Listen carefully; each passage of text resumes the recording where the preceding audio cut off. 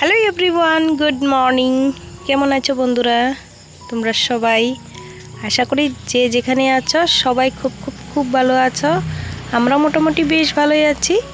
মনিকর simple লাইফস্টাইলে আমার আরও একটি নতুন দিনে নতুন ব্লগে তোমাদের সবাইকে আরও একবার ওয়েলকাম, গুড মর্নিং জানি। আজকের ব্লগটা এই যে আমার গাছপালা ফুল গাছ এগুলো দিয়ে আজকের ব্লগটা শুরু করছি। এই যে এই বালতিটার মধ্যে বুট জ্বালার বীজ বুনেছিলাম, গাছ উঠেছে, তো নিচে আরও একটা বালতিতে মাটি রেখেছি, সেটা তো একটু বড় হলে গাছগুলো লাগাবো তার জন্য।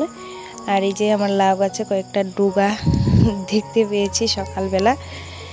আর বন্ধুরা এই যে ফুল গাছটা দেখতে পাচ্ছ, এই ফুল গাছটাতে না ফুল ধরে ঠিকই, একটা ফুল দিয়েও পূজা দিতে পারি না। এই যে ছোট ছোট পোকাগুলোই সব ফুল খেয়ে নেয়, সকালে উঠেই পারবো করতে করতে সব ফুল খেয়ে ফেলে। আর এদিকে দেখো হিমাশ্রীও ঘুম থেকে উঠে পড়েছে, ও ফুল তুলতে এসেছিল, একটা ফুলও নেই, তো যে কয়টাই আছে গাছের সেই কয়টাই তুলে নিচ্ছে। আর আমাদের ঘরে দেখো কয়েকটাই গাড়ি, 3টা 4টা আমাদের নিয়ে, আর ছোটটা উঠে গেছে, ও গাড়ির মধ্যে শুয়ে আছে। তো আমি তো বাসি কাজকর্ম সেরে নিয়েছি। আর এদিকে দেখো হিমাশ্রী স্কুলের জন্য রেডি হয়েই গেছে, আমি শুধু ওর চুলগুলো বেঁধে দিচ্ছি। 2টাও বাঁধতে পারে না একা একা, একটাও পারে না, চুলগুলো আমিই বেঁধে দিই রোজ দিন। আর ওদেরকে একটু খাবার করে দিব, ভাত বসিয়ে দিয়েছি, একটু পাউরুটি সেঁকে দিব ডিম দিয়ে, আর ভাত খেয়ে যায় যদি ভাত দিয়ে দেব। আমার চুল বাঁধা হয়ে গেছে, ও নিজে নিজেই জুতা পরে নিচ্ছে, এখন ওদের খাবার রেডি করি।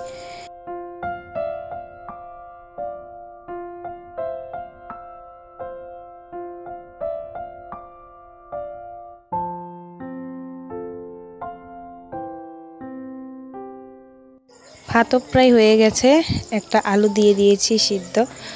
আর এদিকে দেখো এই যে বাটার দিয়ে আগে ডিমটা একটু হালকা করে ভেজে নিয়ে তারপরে ব্রেডগুলো একটু গরম করে দেব। আগের দিন রাত্রেই ব্রেড এনে রেখেছিলাম, হিমাশ্রী কয়েকদিন ধরেই বলছিল ও ব্রেড ডিম দিয়ে সেঁকে খাবে, তো ওই যে আজকে করে দিচ্ছি। আর বাচ্চারা কোনো কিছু খাবারের জন্য আবদার করলে না করে দিলে ভালোও লাগে না। কয়েকদিন ধরেই করব ভাবছিলাম, কিন্তু ওই যে সকালবেলা রোজ দিনে স্কুলে যায়, তো এইগুলো খেয়ে আবারও ভাত খেতে চায় না, আর ভাতটা না খেলে আমার মনেও শান্তি লাগে না। একটু সিদ্ধ ভাত করে দিই সকাল সকাল, তো খেয়ে যায়, তো আজকে করেই দিলাম একটুখানি, আবারও ভাতও দেব। তো চলো ওই যে আগে হিমাশ্রীকে দিয়ে দিই। আর হিমাশ্রীর বাবা শুধু চা একটা ব্রেড খেয়েই বেরিয়ে গেছে, সঙ্গে হিমাশ্রীকেও নিয়ে গেছে স্কুলে। তো চলো বন্ধুরা, আমি আর সকালে অন্য রান্নাবান্না করলাম না, শুধু ভাত হয়েছে। এখন এই যে এই ঘরের গোছানো গাছানো একটু পরিষ্কার পরিচ্ছন্ন কাজগুলো করে নিই। আর এই ঘরে একটু জিনিসপত্রগুলো এটা ওইটা একটু গুছাবো ভাবছি আজকে। তো আশা করছি আজকের ব্লগটা তোমাদের ভালো লাগবে, সম্পূর্ণ ব্লগটা দেখার অনুরোধ রইল। আর যারা নতুন বন্ধু আমার চ্যানেলের, তোমরা চাইলে আমার চ্যানেলের ব্লগগুলো দেখে যদি একটু ভালো লেগে থাকে, চাইলে আমার চ্যানেলটা সাবস্ক্রাইব করে রাখতে পারো, পাশে থাকা বেল অল বাটনটি অন করে দিও, সঙ্গে সঙ্গে ভিডিওর নোটিফিকেশন পৌঁছে যাবে। আর পুরনো বন্ধুদের মতো আমার পাশে থেকো। পরিচ্ছন্ন নিপাট একটি ঘর সবাই চায়। পরিচ্ছন্ন ঘর ইতিবাচক শক্তিও আনে, মানসিকভাবে প্রফুল্লও রাখে। ঝকঝকে পরিষ্কার ঘর সুস্থ ও সুন্দর মনের জন্য খুবই প্রয়োজনীয়। সবাই চায় নিজের ঘরটা সুন্দরভাবে পরিপাটি করে গুছানো গাছানো থাক। গৃহিণী বিশেষ করে ঘরের গৃহিণীরা একে অপরের সঙ্গে খুবই জড়িত। গৃহিণীর ঘরের সব কিছুই যদি পরিষ্কার পরিচ্ছন্ন থাকে, কষ্ট কম করতে হয়, তাহলে একটু স্বস্তি আসে। আর শহরের জীবনযাপন এক আজব জীবন, বেশি আরাম ভালো লাগে না, আবারও কাজ করতেও ভালো লাগে না। গুছানো পরিষ্কার একটা ঘর দেখতে কার না ভালো লাগে, কিন্তু বিভিন্ন কাজের ভিড়ে ঘর গুছানোর জন্য আলাদা করে সময় বের করতেও পারি না আমরা অনেকে, এমনকি নিজের এলোমেলো ঘর দেখে নিজেকে কখনো কখনো লজ্জিত হতে হয়। ঘর গোছানোর জন্য আলাদা সময় বের না করে এমন কিছু অভ্যাস গড়ে তোলার দরকার, যাতে কোনো কষ্ট ছাড়াই ঘরটা সব সময় গোছানো দেখায়। প্রতিদিন এই অভ্যাসগুলোর মেনে চললে তাতে ঘর সবসময় গুছানো থাকবে আর সুন্দরও থাকবে। ঘরের এই কাজগুলো আগে থেকে প্ল্যান করে করলে এই ধরনের কাজগুলো করলে তাড়াহুড়োর কোনো ঝামেলাও পড়ে না আর ঘরটাও অগাছালো হয় না। যে কোনো কাজ আমরা যদি প্ল্যান করে করি দেখবে তাড়াতাড়িও হয় আর কোনো ঝামেলাও হয় না। প্রতিদিন সকালে বিছনাটাকে গুছিয়ে পরিপাটি করে রাখলে দেখা যায় যে ঘরটার সাথে সাথে নিজের মনটাও অনেকটা ভালো লাগে আর অনেকটা গুছানোও দেখা যায়। বেডরুমের সবচাইতে বড় আসবাবই হলো বিছনাটি, আর সকালে এই ঘরের বিছনাটাই যদি গুছিয়ে রাখি এই কাজটি করলে নিজের দিনটাও শুরু হয় একদম আনন্দ মনে। গুছানোর কাজ বলতে আমি সবার ফার্স্টে বিছনাটাকেই গুছাই, তারপরে এই যে দেখলে কর্নারটা গুছিয়েছিলাম, কর্নারের মধ্যে অনেক ধরনের জিনিসপত্র ছিল, সব কিছু নামিয়ে ভালো করে মুছে টুছে আর ঝুড়ি 3টার মতন ছিল, 3টার মধ্যে এক এক রকমের জিনিস ছিল। একটার মধ্যে ওষুধ ছিল, একটার মধ্যে সাজার জিনিসপত্র ছিল আর একটার মধ্যে টুকটাক জিনিসপত্র ছিল। তো সেইগুলো মুছে টুছে যেগুলো প্রয়োজনীয় এগুলো রেখেছি আর অপ্রয়োজনীয়গুলো আমি ফেলে দিয়েছি।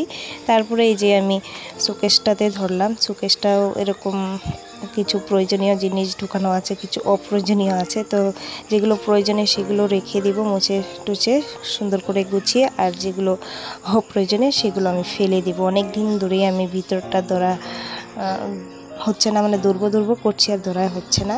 আর আমার বড় মেয়ে মাঝে মধ্যে এইটা রাখবে ওইটা রাখবে এরকমভাবে শোকেসটাকে আমার জাবরা করে রেখেছে। তো আজকে আমি শোকেসটাকেও পরিষ্কার করলাম, তারপরে যে মোছামুছির কাজগুলো করে নিচ্ছি।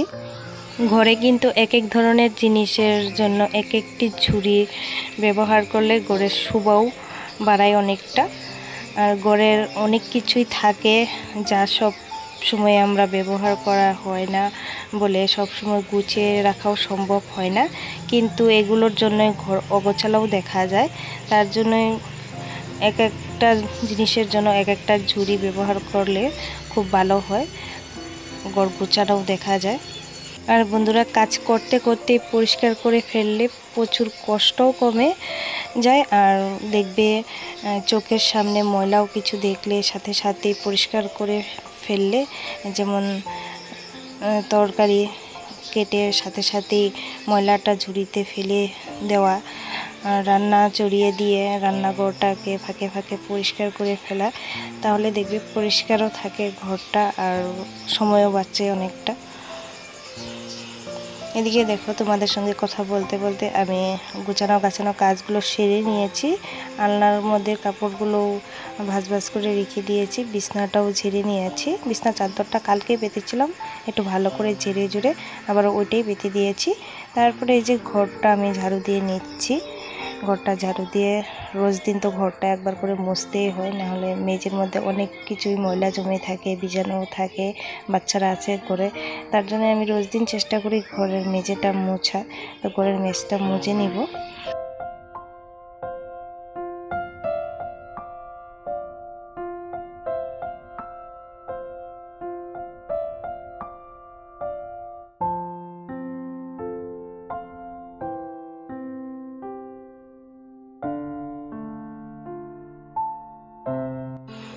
প্রতিদিন কিছু পরিমাণে কাপড় ধুয়ে রাখতে পারলে ভালোই হয়, আর পরিবারের মানুষ বেশি হলে প্রতিদিন ধুয়ে রাখতে পারলে তো আরও খুবই ভালো হয়।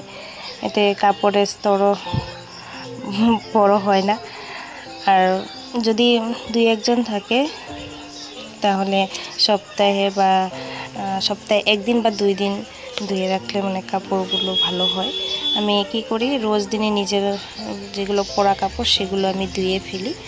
আর হিমাশ্রী দেখলে স্কুল থেকে চলে এসেছে, 12টা 10 হয়ে গেছে, 12টায় ছুটি, ও 10 মিনিটে এসে পৌঁছেও গেছে। ভাবছিলাম যাব করতে করতে কাজগুলো আর শেষ হয়নি, ও চলে এসেছে। এসেই ওর কি খুশি, আজকে থেকে পরীক্ষা শেষ, ও গরম বন্ধ পেয়ে যাবে। তো খুশির সীমানায়। তো একটু গল্প করলাম, গল্প করে এদিকে আমি চলে আসলাম আবার বাইরেটা পরিষ্কার করতে। উঠানটা ঝাড়ু দিয়েছিলাম অনেকক্ষণ আগেই, ঘর ঝাড়ু দিয়ে তারপরে। তো একটু উঠানের মধ্যে ময়লা ময়লা মাটি মাটি হয়ে রয়েছে, একটু ভাবলাম জল দিয়ে আবারও ঝাড়ু মেরে দিই। তো এই যে দিয়ে দিলাম, এখন পরিষ্কার লাগছে। এখন পরিষ্কার পরিচ্ছন্নর কাজ আমার শেষ। আমি স্নানে গিয়েছি, আর হিমাশ্রী স্কুল থেকে আসার পর ওকে বললাম আজকে পূজাটা দিয়ে দিয়ে আমি দুপুরে রান্নাটা সেরে নিই, একটু ভাত করে আর একটু কিছু একটা করবো আর কি, একটু পুঁই শাক করবো ভাবছি, আর একটু কিছু একটা করবো আর কি।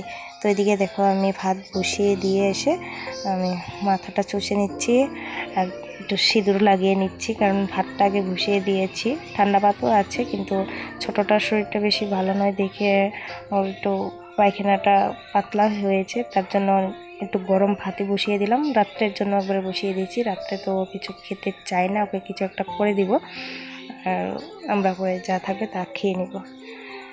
তো মেয়েকেও স্নান করিয়ে দিয়েছি, ছোটোটাকে, আর বড়োটা স্নান করিয়ে পূজা দিয়ে দিচ্ছে। এই যে দেখো পূজা টুজা দিয়ে এসে টিভি দেখতে বসে পড়েছে। এদিকে আমার ভাত কিন্তু ফুটে গেছে, হয়েই গেছে। তো দুইটা পুঁই শাক আনলাম, পুঁই শাক কেটে কুটে একটু শাক করব পেঁয়াজ দিয়ে, আর এই যে পটল আলু ভেজে এগুলো কাঁচা পেঁয়াজ কাঁচা লঙ্কা একটু ভাজা পেঁয়াজ দিয়ে একটু ভর্তা করব। আমি ইউটিউব থেকেই এই ভর্তার রেসিপিটা দেখেছি, তো আজকে খেতে ইচ্ছে হলো, আজকে গরম ভাতের সঙ্গে ভর্তাটা করছি। আর এই যে শাকগুলো আগে ডাটাগুলো আলুগুলো দিয়ে একটু সিদ্ধ করে মশলা বলতে শুধু একটু হলুদ গুঁড়ো আর একটু জিরে গুঁড়ো দিয়েছি, পেঁয়াজ সম্বাস দিয়েছি, আর কিছু দিব না, কাঁচা লঙ্কা ফাটিয়ে দিয়ে একটু শাক করে নিচ্ছি। তো এই আর কি আজকের দুপুরের খাওয়া। আর কালকের মাংসর তরকারি একটু রয়ে গেছে, এই দিয়ে বাচ্চারা খেয়ে নেবে।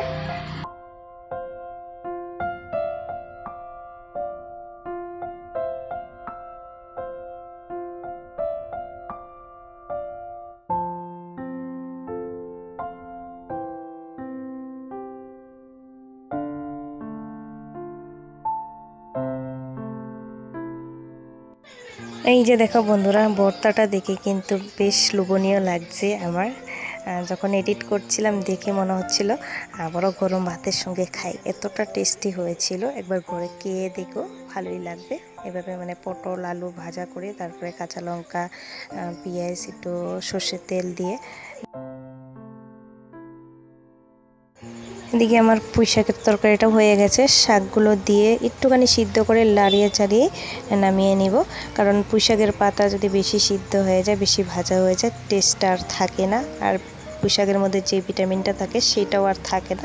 তার জন্য আমি আগে ডাঁটাগুলো সিদ্ধ করে তারপরে পাতাগুলো দিয়ে এই যে একটুখানি সিদ্ধ করে নামিয়ে নিয়েছি। তারপরে খাওয়া দাওয়ার পর বাসন টাসন ধুয়ে আবারও তোমাদের এই যে আমার গোছানো ঘরটা একবার ঘুরিয়ে দেখাচ্ছি। তো এখন তো গোছানো আছে, এখন খাওয়া দাওয়ার পর বাচ্চাদেরকে নিয়ে শুব, বিছনাটা একটু এলোমেলো হয়ে যাবে আর কি, তারপরে আবারও বিকালবেলা গোছাবো। তো যাই হোক বন্ধুরা, আজকের ব্লগটা তোমাদের কেমন লাগলো, এতক্ষণ যারা আমার পাশে ছিলে, আমার ব্লগটা দেখছিলে, তোমাদের অসংখ্য অসংখ্য ধন্যবাদ। আর যারা আমার ব্লগগুলো দেখছো কমেন্ট করছো, তোমাদেরও অনেক অনেক ধন্যবাদ। তো চলো বন্ধুরা, ব্লগটা আজকের মতো এখানেই শেষ করি, দেখা হবে আরও একটা নতুন দিনে নতুন ব্লগে। আজকের মতো টাটা।